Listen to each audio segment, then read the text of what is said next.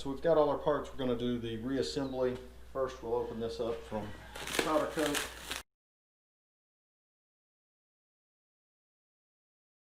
And try to see if I can get away from the sun, but for reference, this is a brand new, you can see that, the brand new T-bracket or rear bracket directly from Honda, and the lighting is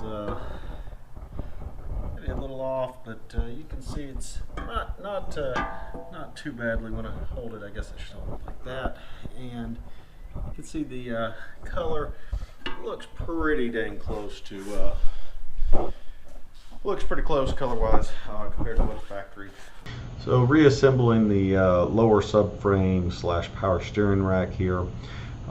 These bolts that are on the left-hand side do go through aluminum, and it has a rubber bushing there to isolate it, so it takes all the vibration and dampening out. The right side that I'm working on now has another rubber bushing that I replaced, and then the bracket that goes over the rubber bushing that goes around the entire rack, and then sits down kind of in a half circle on both sides. And so pretty good design there.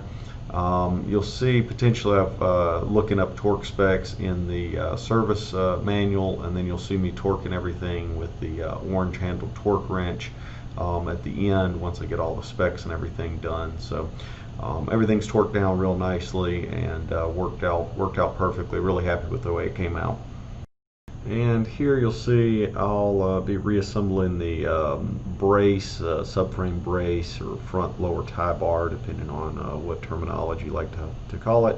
Ended up with some really nice bolts for those. I think, can't remember if I refinished those or bought new ones, but was pretty happy with the finish. As you may have seen, I did a lot of the gold chromating or yellow zinc coating on a lot of the bolts to give them that factory finish, refinishing some, and then dipping some of the new bolts that come silver zinc coated or chromated in the gold chromate to give them the right color.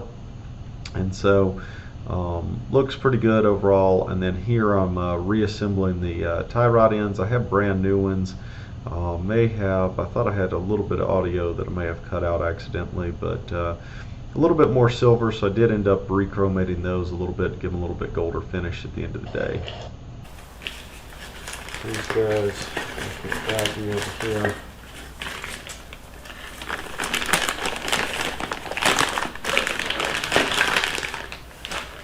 And I do want to verify this. I'm not really sure why I chose to run this crustier hose. I don't think that was my intention long term, so I think I'm gonna go ahead and pull it and run the other hose. But again, for right now, maybe I planned on cleaning that up or something, but for right now, maybe just put it in there to prevent it from leaking or something like that. Very possible, so we will hold on to our other hose, but that's going to be it for the power steering rebuild.